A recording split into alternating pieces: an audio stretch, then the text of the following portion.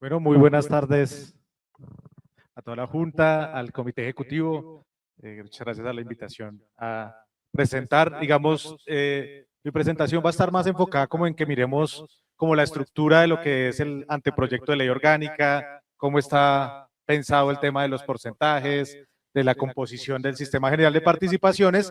Y lo primero que quiero contar es que el análisis del anteproyecto debe hacerse en función de lo que se ha ganado en el acto legislativo, ¿no? El acto legislativo plantea una serie de elementos sobre el Sistema General de Participaciones. ¿Sí?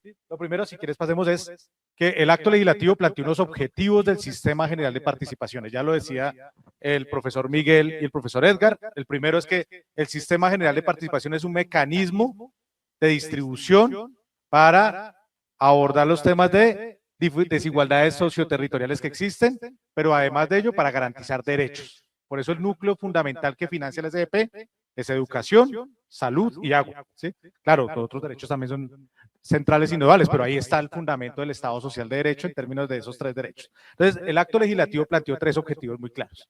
Lo primero es que hay que cerrar las brechas. ¿Y brechas qué? Sectoriales, sociales, económicas y territoriales. ¿Sí? Entonces, ese es un primer elemento. Segundo elemento, que debe avanzar en la financiación de derechos. Por eso el concepto de derechos queda en los artículos 356 y 357 del marco constitucional como parte de la financiación que se busca del SDP. Y aparece un concepto muy importante, ¿cuál es? En el marco de derechos, la universalización, ¿cierto? Es decir, ahí dice muy expresamente el acto legislativo, los recursos adicionales que se logran recuperar en el acto legislativo deben ir hacia la universalización de la salud, educación y el agua potable, ¿sí? O sea, cerrar brechas de acceso, condiciones dignas. Eso está en el acto legislativo hoy, en el acto legislativo y en la Constitución colombiana. Y el tercero habla allí de una autonomía territorial, pero ya lo hablaban los profes, una autonomía territorial que no rompe con el Estado descentralizado unitario. Nosotros no cambiamos el artículo primero de la Constitución. El artículo primero de la Constitución habla de un Estado descentralizado, unitario, con autonomía territorial democrática, es decir, donde las comunidades, ya lo decía el profe Edgar. Entonces, los tres objetivos que es muy importante tenerlos en cuenta, porque el profesor Jorge Iván González, la Universidad Nacional, en la República sacó una columna quejándose de que era muy sectorialista el proyecto de ley que establecía que FECODE estaba ahí metido en ese anteproyecto y que entonces estaba destinando los recursos para unos sectores, que no estaba teniendo en cuenta el tema de otras tipologías territoriales y que había que revisar ese proyecto. Pero se le olvida al profesor Jorge Iván que es que esos objetivos quedaron enmarcados y establecidos en el mismo acto legislativo. Y con esa lupa es que uno aborda, digamos, el anteproyecto de ley orgánica que reglamenta el Sistema General de Participación. Si quieres pasemos a la siguiente. Hay unos avances en el proyecto que deben ser desarrollados en esa reglamentación. El primero es que vamos a llegar al 39.5%. No se ve, está muy chiquita la pantalla, sí me va a tocar. Sí, pero el primero ya lo sabemos, 39.5%. El segundo es que hay unos sectores priorizados. El tercero es que estamos hablando de 3 grados de preescolar, que es fundamental, y articulación de la media con la superior. El cuarto es que los recursos no se podrán destinar, y eso es muy importante. Por eso digo que el argumento del profesor Jorge Iván se cae con el artículo 356 y 357, que es muy claro, que dice, los recursos para educación, salud y agua no se pueden utilizar para otras cosas. Eso dice el acto legislativo, ¿cierto? O sea, refuerza que el Sistema General de Participación es un sistema con destinación específica, ¿sí? Eso es un elemento clave que debemos tener en cuenta. Y el segundo es que los recursos todos van a los territorios. Es que nos están diciendo como si el recurso fuera la nación y el otro recurso no fuera el territorio. Todos los recursos sectoriales son recursos territoriales, ¿sí? Son recursos territoriales. Recursos para hacer acueductos en los territorios, son recursos para fortalecer la educación en los territorios, son recursos. Entonces es un elemento muy importante que queda, digamos, en el acto legislativo, más el tema de que se cambian los criterios, eso es un elemento clave, que se cambian los criterios de distribución para no solamente incluir pobreza, sino otras consideraciones y otros aspectos, en particular en los territorios que han sido más afectados por la guerra, por la desigualdad y por la exclusión. Eso dice el acto legislativo. ¿Listo? Entonces, en función de eso, pasemos a la siguiente. El anteproyecto de ley orgánica, entonces, tiene la función de desarrollar y reglamentar ese Sistema General de Participaciones. Para ello, pues hay 4 ejes: cierre de brechas, garantía de derechos, descentralización y autonomía territorial, derechos priorizados. Sigamos a la otra, y tiene una estructura. ¿Cuál es la estructura del anteproyecto? Primero, unas disposiciones generales sobre los objetivos de ese anteproyecto de ley orgánica un régimen de competencias, es decir, tiene que definir qué hace la nación, qué hacen los departamentos, qué hacen los municipios, qué hacen los territorios indígenas, una organización y funcionamiento del sistema. Ahí es donde se establece la composición, ¿sí? La composición, ¿sí? ¿Qué participaciones va a tener el sistema general? Una serie de elementos sobre gradualidad, es decir, cómo vamos a ir transitando, ¿sí? Hacia que algunos territorios administren, por ejemplo, algunas competencias que puedan ser asumidas por ellos, y finalmente un tema de información, asociatividad y otras disposiciones que están en el anteproyecto de ley orgánica. Esa es la estructura general hoy del anteproyecto de ley orgánica. Pasemos. En el régimen de competencias que hace el anteproyecto, definir funciones, atribuciones a los diferentes niveles y entidades beneficiarias, establece las competencias para el cierre de brechas, establece mecanismo de cierre de brechas. Ahí hay un elemento muy importante, ya lo voy a mostrar más adelante, y es que se mantiene el carácter nacional a nivel de la educación y unas reglas claras frente a la estabilidad de la planta docente y de la nómina docente, o sea, que eran unas líneas que habíamos hablado en la Junta Nacional, que hemos hablado del Comité Ejecutivo, y cuando ustedes ven hoy el anteproyecto de ley, eso queda muy claro dentro del anteproyecto de ley, ¿sí?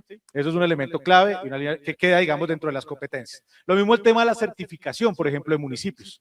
La certificación de municipios, van a asumir, pues debe ser un elemento que tenga unas condiciones y que debe ser de carácter nacional. Y otros elementos que ya les voy a contar más que están dentro del proyecto de ley. Hay una parte que es clave ahí, o sea, en general en todo el anteproyecto, y es cómo se van a categorizar los municipios, ¿sí? Hay una propuesta de categorizar los municipios más allá de categoría 1, 2, 3, 4, 5 y 6, sino comenzar a incluir otros atributos territoriales, porque hay unas características especiales en términos de ruralidad. Recuerden que FECODE ha planteado como una de las brechas estructurales el tema de la brecha zonas urbanas y rurales. Y allí hay varios criterios que reconocen esa diferenciación rural, que en muchos de esos territorios es fundamental a la hora de la distribución de los recursos. Esos elementos van teniendo espacio dentro del anteproyecto de ley, que me parece que es clave allí. Sigamos. Ya en términos de competencias generales, básicamente lo que dice, y me parece interesante, ya porque eso es algo que era una deuda en términos normativos en Colombia, y es que, digamos que lo que se esperaba es que en su momento la Ley Orgánica de Ordenamiento Territorial marcara claramente cuáles eran las competencias de la nación, los departamentos y los municipios. Eso no pasó. La Ley Orgánica no hizo esa tarea, ¿sí? Y en el aire siempre ha quedado como cuál es la competencia de la nación, el departamento y el municipio. Acá hay una propuesta, por lo menos que se enfoca también, obviamente, a los sectores, sobre esas competencias. La nación tiene unas competencias en el marco del carácter nacional y el Estado unitario de definir la formulación de políticas, objetivos, cierre de brechas, supervisión, ¿sí? Que es muy importante, digamos, en términos de que se defina claramente quién lo va a hacer, promover la participación, la asociatividad y fortalecer institucionalmente a las entidades territoriales. Y así a cada uno de las que son entidades beneficiarias, esta norma establece unas competencias. Sigamos. Lo otro, y aquí sí ya vamos a meternos al corazón de lo que los profes estaban planteando. Entonces, resumiendo, el anteproyecto debe recoger los objetivos que plantea el acto legislativo, hay varios de ellos avanzados, y debe plantear cómo se va a distribuir el billete, ¿cierto? O sea, distribuyo competencias y el recurso. Sí, pues esos son los dos elementos que están en la norma y que uno debe revisar estructuralmente. En términos de funcionamiento del sistema general de participaciones, la propuesta que tiene este anteproyecto es dividir el SGP en dos. Ya lo habíamos hablado en la Junta Nacional, ya hoy en el anteproyecto tiene mayor claridad, y es el SGP se parte en dos. Un SGP que se denomina primario, y un SGP que se denomina incremento, ¿sí? ¿El primario qué es? En el fondo, ¿qué es el primario? Lo que se hubiera tenido si no hubiera acto legislativo, o sea, si no se hubiera modificado la Constitución.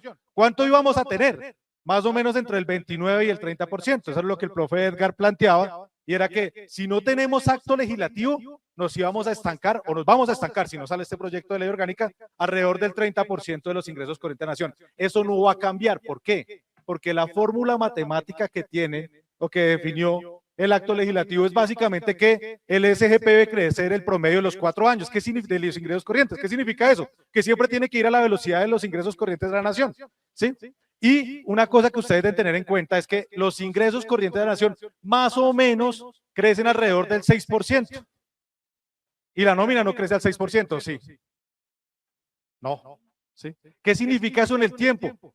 Pues que nos vamos a financiar. O sea, que si nosotros no logramos avanzar en esta ley orgánica para que entre el sistema general de participaciones y se garanticen los recursos de educación, en el 2028 vamos a volver a la misma senda que teníamos antes. ¿Cuál es la senda? Que la plata no alcanzaba para cerrar la nómina, no alcanzó, ¿sí? Hay una deuda con el FOMPET, con el Fondo de Pensiones Territoriales. Se está pagando de aquí a los próximos 8 años. 200.000 millones de pesos hay que sacar del SGP de educación para devolverle al FOMPET. ¿Por qué? Porque la nómina no cerró en 2019. La nómina no cerró en 2018, ¿sí? Y si mantenemos la fórmula de cálculo después de 2027, pues lo que nos va a pasar es que va a crecer más rápido los gastos que la fuente de financiación de esos gastos, ¿sí? Ayer había un evento en la SAP y el mismo Ministerio de Educación mostraba cómo se habían descalzado, o sea, cómo se había desfasado el crecimiento del gasto frente al crecimiento de la fuente de financiación. ¿Listos? Entonces, el SGP primario es lo que tenemos hoy, y se va a mantener la distribución que tenemos hoy. ¿Cuál es la distribución que tenemos hoy?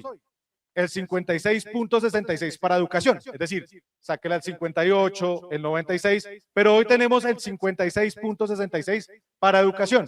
¿Cuánto tienen los sectores hoy en el SGP? 85%. Eso es lo que tienen los sectores, ¿sí? O sea, si cogemos salud, educación, agua, lo sumamos con alimentación escolar, eso nos va a dar más o menos el 85%. ¿Listos? El SGP primario queda como está hoy la distribución, a cada uno como está la distribución. Y viene cómo se va a distribuir el incremento, o sea, lo adicional. Y es que lo adicional no es cualquier recurso. Lo adicional va a llegar a ser 44 billones por año. Por año. 44 billones, ¿saben qué es? Lo que hoy más o menos tiene el SGP de educación, ¿sí? En un año. Vamos a distribuir 44 billones cada año cuando lleguemos al año 2038. Entonces es un recurso significativo a nivel de presupuesto general de la nación. Entonces, ¿qué dice el incremento? El incremento, ¿y cómo se va a calcular los dos? Como terminemos el año 2026, con respecto a los ingresos corrientes, se va a establecer. Hoy, ¿qué han dicho sobre el SGP primario? Primero, el SGP primario hay que destinarle 5%, el incremento, perdón, lo que va a ser adicional. Vamos a sacarle 5% para, en la propuesta dice el anteproyecto, para una cosa que se llama un fondo de estabilización. Técnicamente ese fondo de estabilización es importante tenerlo. Estamos discutiendo si 5%. ¿Por qué guardar 5%? Porque no, pero es importante, ¿por qué? Porque los ingresos corrientes fluctúan, cambian. Si en un año la economía va muy mal, eso puede tener un efecto sobre los ingresos corrientes. Hay que tener algo que nos estabilice, que no vaya a afectar el gasto en los sectores. Entonces el fondo de estabilización dicen 5%. Hemos planteado que pueda llegar a ser del orden del 3%, no del 5%, pero sí tener un fondo de estabilización. 2, hay que completar el 1% de asignación especial a pueblos indígenas. Ese fue el acuerdo de Mesa Permanente de Concertación del Gobierno Nacional con pueblos indígenas. O sea, el incremento hay que completar para que sea el 1%. Y una vez esos dos, los recursos se van a distribuir en 2 bolsas. ¿Cuáles son las 2 bolsas? Iván, discúlpame. Les queremos rogar que independiente de que estemos en la curva de fatiga, de que el almuerzo ya esté sonando, terminemos bien este importante espacio, porque tiene que ver con uno de los objetivos de la movilización nacional que vamos a hacer y el modelo de salud. En ese sentido, les rogamos terminar bien esta última etapa de la mañana y luego ya con tranquilidad almorzamos, nos relajamos y regresamos. Entonces, para que Iván pueda terminar y ponemos atención todas y todos. Muchas gracias. Listo, entonces voy a terminar 2 bolsas. Una bolsa que es para garantizar los sectores priorizados, o sea, salud, educación y agua potable. O sea, una vez descontemos el 5 y lo que falte del 1, ¿cuánto le toca a educación, salud y agua? Y otra bolsa que es para municipios y desarrollo económico de los departamentos. Entonces, ojo ahí, se crea un nuevo rubro para los departamentos, ese no existía en la 715, ¿sí? O sea, se va a distribuir una parte a propósito general municipios y otra a desarrollo económico de los departamentos. Esto dice el anteproyecto. Pasemos a la siguiente. ¿Qué significa en términos gráficos? Significa que hay un SGP primario, que es este azul que ustedes ven acá, que se va a mantener como está hoy, más o menos estimamos que sea entre el 29, el 30%, eso es variable, ¿por qué? Porque depende cómo le va este año al gobierno y el próximo año en los ingresos corrientes de la nación, ¿sí? Tenemos una situación, y ojo, por eso es que los profes decían, ojo con 2028, ¿qué es? Ahorita nosotros todavía estamos contando efecto de la reforma tributaria, Pero en 2028 ya no vamos a contar efectos de reforma tributaria e incremento. Ya nos va a tocar en la caída de los ingresos corrientes que se han venido presentando. Por eso es tan importante hacer la reforma. O sea, es que es muy importante porque después de 2028 vamos a tener líos con la fórmula que tenemos vigente hoy. Y la línea que ustedes ven es cómo va a ir progresivamente año a año incrementándose a 39.5. ¿Qué estimamos? Estimamos que hoy el SGP es 82 billones, el próximo año más o menos va a ser 86 billones, entonces ya la misma velocidad de crecimiento viene bajando porque este año crecimos más, pero 2026 va a ser 86 billones y tiene que llegar más o menos al orden de 170 billones a precios de hoy en 2038, ¿sí? El SGP primario va a llegar más o menos a 125 billones, más o menos a 125. La diferencia es lo que llamamos el incremento. Es el que hay que distribuir con lo que les comentaba ahorita. Eso es lo que dice el anteproyecto de ley orgánica. Vamos a la siguiente. Nosotros hemos venido calculando algunos escenarios de distribución. O sea, ¿qué pasa si el incremento se distribuye de una manera u otra y qué impacto tiene sobre la financiación de la educación? En particular, ¿cuál? Sobre el cierre de las brechas estructurales, ¿cierto? Que es fundamental acá, del sistema educativo público. Entonces, por ejemplo, acá hay 3 escenarios.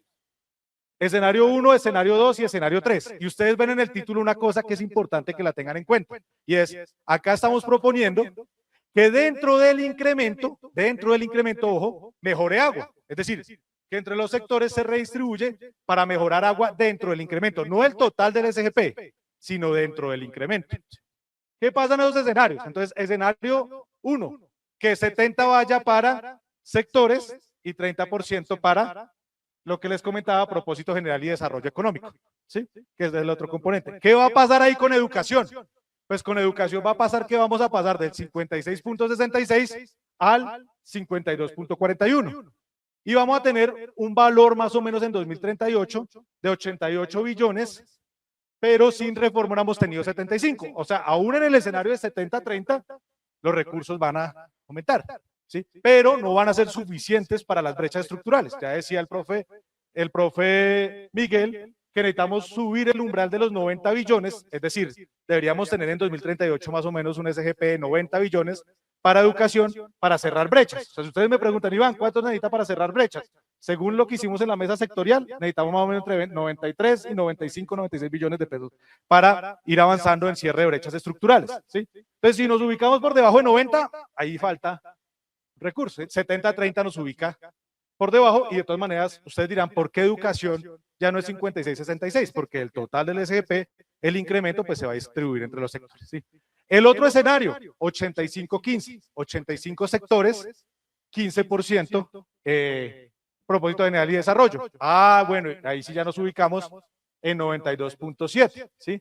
Y miren, es muy interesante ese escenario 3 es bien interesante, ¿por qué? Porque es un escenario en el que agua también mejora. Agua va a mejorar, ¿sí? Agua va a mejorar. ¿Sí? En términos, es decir, mejora agua, nosotros llegamos a 92 y más o menos educación se va a ubicar en 54.7%. Pero vamos a mirar los otros, hay unos escenarios donde decimos, bueno, aquí que hay que buscar un equilibrio entre, obviamente, más recursos para todos los sectores, más recursos también para agua, pero que permitan cerrar brechas. Entonces pasemos a la siguiente, ¿qué pasa si duplicamos agua, pero el total del SGP? ¿Sí? Del total del SGP. Y ahí sí el impacto es más fuerte. ¿Por qué? Porque entonces los otros dos sectores, educación y salud, pues tendrán que poner unos recursos ahí. ¿A dónde vamos a llegar? Si es 70-30, llegamos a 84.7 billones y a que más o menos 50% sea educación. ¿Sí? Educación. ¿Sí? Y en el caso del escenario 3, llegamos a 87 billones y 51.7 de 85-15. ¿Sí? Entonces, ¿qué es lo que nos plantean estos escenarios? Uno, que es necesario un acuerdo a nivel también de los sectores que permitan. Sí, profe.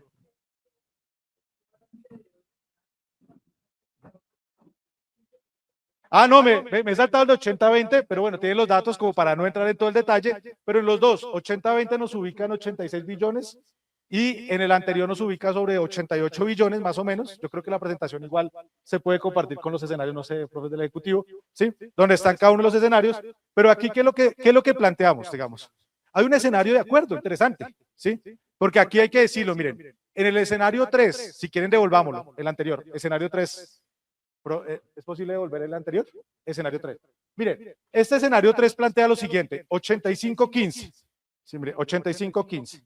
¿Sí? Educación llega alrededor de 92 billones. Va a mejorarse agua. Agua hoy tiene más o menos el 5.2% del SGP total. Acá vamos a estar hablando de un agua de más o menos del 6.3, 6.4% del SGP total. Va a aumentar propósito general de los municipios. Va a aumentar, va a crearse un rubro de desarrollo de los departamentos. O sea, es decir, este escenario, si ustedes me preguntan técnicamente, es un escenario que tiende y construye acuerdos. ¿Sí? ¿Por qué? Porque permite ir avanzando hacia el cierre de brechas estructurales. No es que, y esto es muy importante tenerlo en cuenta, no es que van a tener menos plata de propósito general, va a tener más plata a propósito general. O sea, los municipios van a tener más recursos de propósito general.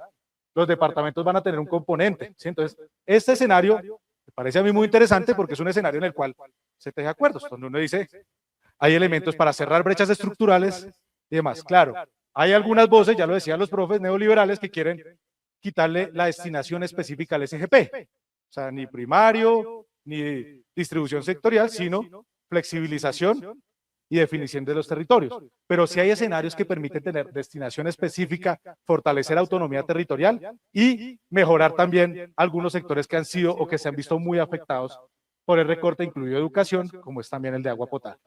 Entonces, estos son los escenarios en la composición. Hoy no lo tenemos, ya lo decían los profes. Es imperativo tener escenarios claros y definiciones claras sobre los proyectos. Y pasemos a la última. Esta ya lo mencionaron los profes, sobre los aspectos que hemos revisado allí. Entonces, el primer aspecto de la ley, ¿qué es? Que hay que definir los porcentajes. ¿Sí? Hoy está sin esos porcentajes que estamos viendo ahí. Acá hay unos escenarios que quería compartirles a la Junta Nacional del análisis que hemos venido haciendo. Dos, hay un escenario óptimo que vemos, digamos, entre ese de 85 sectores priorizados, 15 para desarrollo de departamentos. Hay que, y es clave esto, ya lo decía el profe Miguel, en el capítulo de educación está muy clarito, pero hay que ser integral en todo el anteproyecto, y es el tema de hablar de enfoque de derechos en todo el anteproyecto y eliminar cualquier mención a servicio público esencial. 4, creemos que es fundamental, y aquí sí hay un avance muy importante, en este anteproyecto de ley, ya no hablamos de tipologías. Aquí ya se habla de canastas, componentes de canasta y distribución teniendo en cuenta canastas educativas y diferencias socioterritoriales. Eso está hoy en el anteproyecto de ley. Y ese es un trabajo de FECODE. Eso no fue fue un trabajo que FECODE ha venido discutiendo desde que venimos hablando de brechas y canasta educativa. Y por último está el tema de revisar el porcentaje del fondo de estabilización. Ese puede ser una posibilidad. Y el tema de, a lo largo del anteproyecto de ley, hay unas estructuras de gobernanza. Sí. Sí. Está llamando del FOMAC urgente, entonces vamos a conectarnos un momentico afuera, ya regresamos y tú terminas, Iván, por favor. ¿Listo? Vamos a estar aquí afuera un momento. Sí. Listo. Bueno, no, simplemente mencionarles que dentro del sistema general hay una... Entonces, pero el profe me hizo una pregunta de una vez para aclararla, que me parece importante, es, estos porcentajes que ustedes han visto no están todavía en el anteproyecto, ¿no? O sea, son discusiones que se han venido dando, pero ya lo decía el profe Edgar, mire que ya se ha cambiado esa propuestas que se estaban moviendo de que eran más recursos para propósito general, menos para sectores, sino que ahora estamos, y fue por mandato del presidente, que fuera mayoritariamente para sectores y en menor porcentaje para propósito general y desarrollo económico. Entonces, ante tu pregunta, ya los escenarios se fueron moviendo hacia 70-30, 80-20, 85-15, como escenarios de posible definición en la reglamentación. La última parte, profes, dentro del el anteproyecto, hay varios elementos que tienen temas de gobernanza del sistema general de participaciones. Por ejemplo, el fondo de estabilización va a tener un comité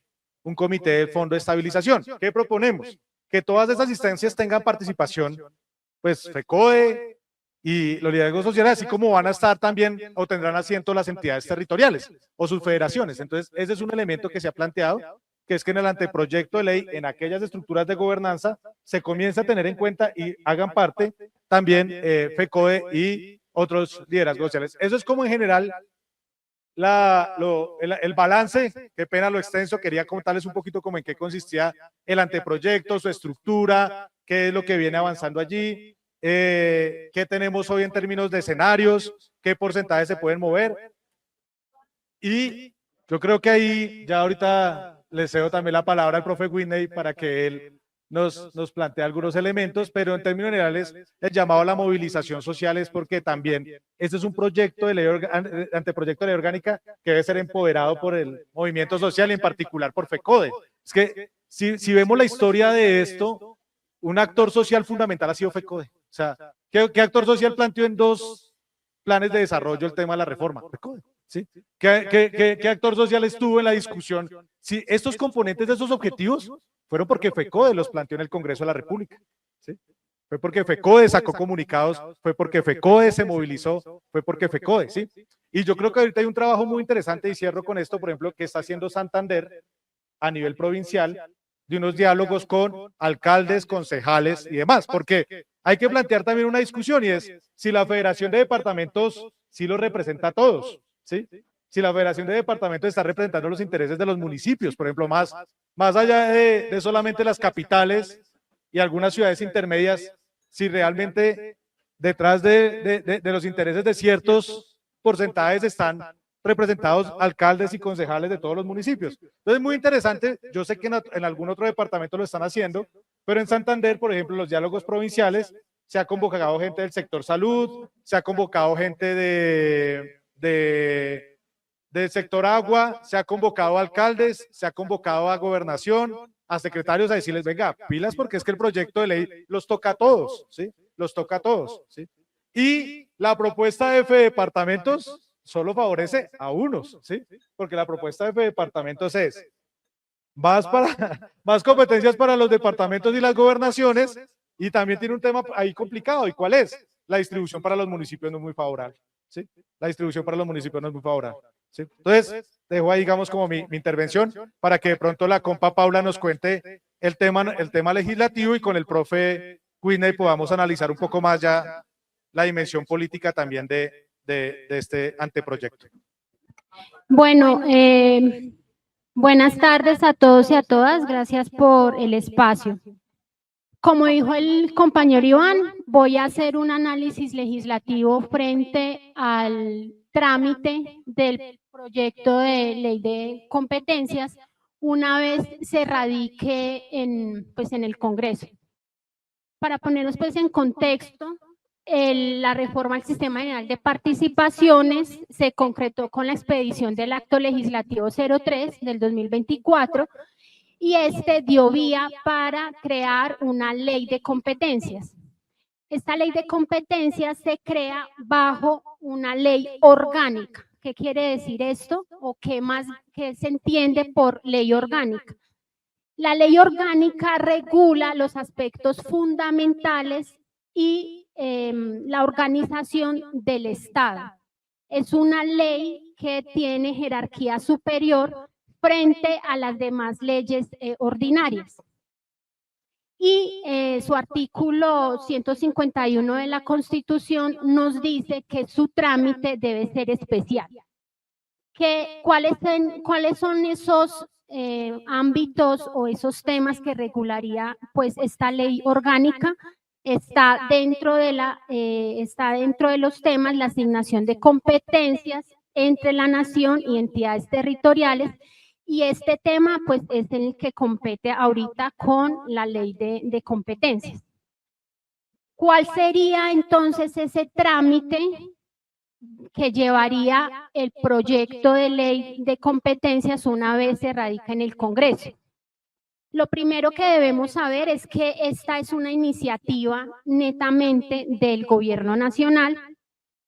Debe surtir 4 debates. Esto nos dice que son 2 en Cámara, 2 en Senado. La aprobación de este proyecto es una aprobación de mayorías especiales, es decir, que se requiere la mitad del total de los miembros de cada una de las cámaras. Aparte, necesita un aval fiscal que es emitido por el Ministerio de Hacienda. y pasaría a una etapa de conciliación, si así se requiere, de presentarse algunas diferencias entre los textos que son aprobados previamente. Después de esto, se revisa por parte de la Corte Constitucional y la finalización es la promulgación, es decir, la publicación en el Diario Oficial posterior a la sanción presidencial. Digamos que todas estas etapas que acabo de mencionar, pues se necesita un tiempo para poder surtirse, y ese es el tiempo con el que no contamos actualmente. El proyecto de ley puede presentarse en ese proceso dos escenarios. El primero sería, vamos a pensar que el proyecto hubiera sido radicado el 20 de julio. Entonces, sería para el mes de agosto, septiembre, se llevaría el primer debate. Y para esta fecha, en este mes, ya entraríamos a el segundo debate, cosa que pues en la realidad no está pasando. Supongamos que el gobierno agilice y el proyecto se radique ahorita, lo que queda en esta legislatura, que es hasta el 16 de diciembre. Pero haciendo el análisis tenemos efectivo hasta el mes de octubre, contando que tenemos un periodo de campañas electorales y el proyecto podría verse congelado, como de pronto se ha visto en los otros diferentes proyectos. Aparte, se tendría que radicar en este mes y surtir su primer debate para poder quedar activo para el otro año y continuar con sus debates correspondientes. Ese sería como el escenario que nos favorece y que el ideal que pasara. Ahora, podría presentarse otro escenario que es no muy conveniente, y es que se radique para el próximo año, ¿sí? Lo cual suponía, pues, o supone, pues, afrontar unos riesgos que sería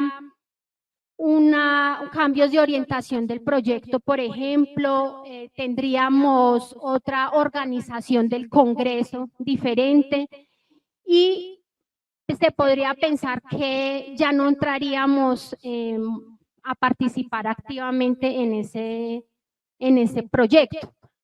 Entonces, esos escenarios que les acabo de mencionar se tienen que revisar, y es por eso que la movilización es importante para poder agilizar la radicación de este proyecto. Porque hay que pensar en una cosa, mire, hay muchas actuaciones que hemos venido desarrollando desde el inicio, prácticamente cuando se materializó la reforma en el acto legislativo.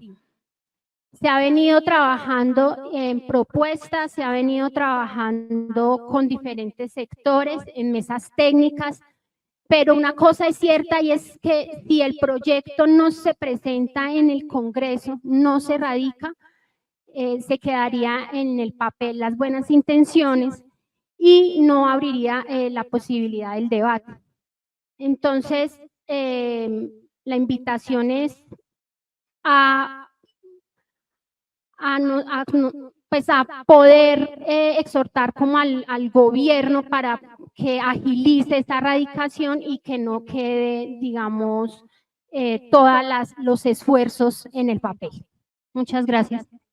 Buenas tardes, compañeras y compañeros. Bueno, de pronto les voy a dañar el almuerzo. FECODE jugó un papel muy importante en la aprobación del acto legislativo. Y aunque el acto legislativo tiene algunos puntos ahí que obedecieron a presiones de Hacienda, por un lado, y a presiones de los autonomistas regionales, por otro, nosotros defendemos el acto legislativo. Más plata para las regiones, más plata para los sectores sociales, más plata para educación. En el mismo sentido, estamos actuando en la reglamentación de la ley, en su fundamentación, en su alcance. Pero uno se pregunta, ¿y cómo va el partido hoy? Yo les voy a decir cómo creo que va el partido. En la parte conceptual, teórica y demás, creo que hemos superado dificultades y eso va bien. En cuanto a la plata, no va bien. Por ejemplo, ¿quién va ganando en este escenario? Van ganando los indígenas. Ellos no se movilizaron en este punto, se movilizaron fuera socialmente, han presionado, se han posicionado como fuerza política y todo lo que se quiera. No han hecho una pelea específica en esto, pero van ganando en esto porque ellos hoy reciben del sistema general el 0,52 y ya pactaron con el gobierno y ya aprobaron en sus consultas, en sus mesas ordenadas por la Constitución, ya pactaron eso. Yéndoles mal, van con el 1%, ya que duplican su plata. Ahora, ¿cuál es la opinión de FECODE frente a eso? Nosotros hemos dicho, son nuestros hermanos y es bien que mejoren su posición y nosotros no vemos ninguna objeción a que eso ocurra. Lo respaldamos, bien, pero ellos van duplicando sus recursos. Segundo, el propósito general, la plata que va a los municipios y ahora tal vez un poquito a los departamentos, también van ganando. Porque en cualquiera de los escenarios que se presentó, tienen el 30, o el 20, o el 15. Y hoy tienen apenas el 11,5. Van ganando. Pero cuando eso llegue al Congreso, lo más probable es que eso se suba. Lo más probable. Ahora, tercero, ¿y cómo vamos nosotros? Pues lo de nosotros venía de una manera hasta el martes, hoy es miércoles, ¿no? Hasta el lunes en la noche venía de una manera. Hoy la situación es preocupante. ¿Por qué? Porque ustedes escucharon a Iván que veníamos con la idea de un sistema general primario y un adicional o alfa o incremento. Y entonces el primario se respetaba el porcentaje de lo que había. Con eso entonces yo me voy tranquilo. Porque yéndome bien mal, hay una plata segura para educación. Pero es que con lo que dijo Hacienda ayer, y es duplicar los recursos del agua potable sobre el total de los ingresos, entonces se modifica el primario. se modifica el sistema primario. Hoy tenía agua potable 5.4 y si la idea del presidente, porque él comparte esa idea, o al menos eso nos han dicho los funcionarios, iría al 10%, entonces la franja que queda para todo lo demás se reduce. Así que ustedes preguntan cómo vamos hoy en términos de plata. No sabemos qué tanto vamos a crecer. Yo lo digo de esta manera. Si usted en 12 años va a crecer 9 puntos, entonces cada año va a crecer 0,9, más o menos. Y si cada año va a crecer 0,9, ¿de dónde va a sacar los 5 puntos adicionales de agua potable? Entonces, mínimo nos quedaría lo mismo que tenemos, la misma plata que hoy tenemos. Así que hoy yo quiero colocar este tema aquí, porque es un tema complejo, así como era complejo el de los indígenas. ¿Y cómo es el del agua potable? Yo, por ejemplo, pienso que el agua potable es más importante que todo. Es más importante que salud, porque la salud depende del agua potable. Y es más importante que educación, porque es más importante la vida que la educación. O sea, para mí el agua potable es más importante que todo. O el agua apta para el consumo, como la llaman ahora. Y como es importante, debe mejorarse. Pero el problema es cómo debe mejorarse. ¿Con qué ritmo de crecimiento debe aumentar? Para garantizar lo que dice el acto legislativo, y es que el crecimiento de los recursos es para cerrar las brechas. Entonces, ¿qué es lo que yo sugiero? ¿Cómo abordar ese problema? Hombre, reconocer al gobierno, reconocerle a Petro y reconocerle a la sociedad que el agua los recursos del agua potable deben aumentar. Pero deben aumentar a un ritmo ponderado, a un ritmo que no interfiera con las otras necesidades, porque tenemos necesidades en salud, tenemos necesidades en educación. Y allí FECODE tendrá que asumir una posición. Yo diría, la posición es, hombre, que aumenten los recursos del agua.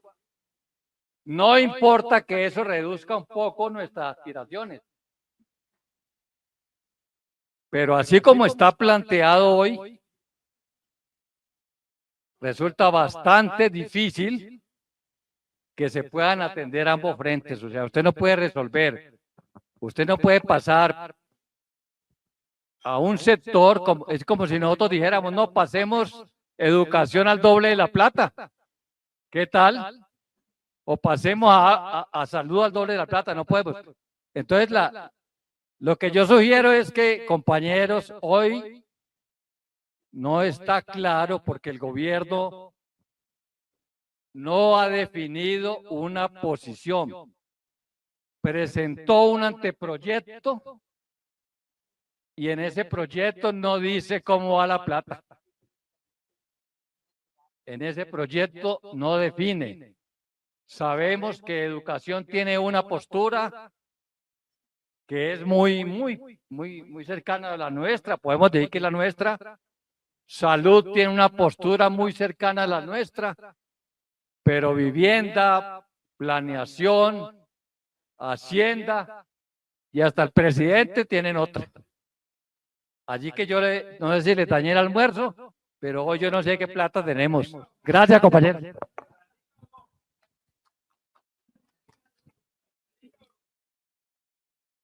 Mira, compañeros, este proyecto debería haber sido radicado el 20 de julio.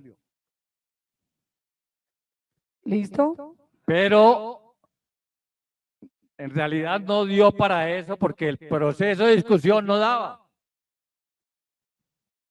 Más o menos debió radicarse finalizando el mes anterior o empezando este mes, pero no se había hecho el diálogo social, se está haciendo.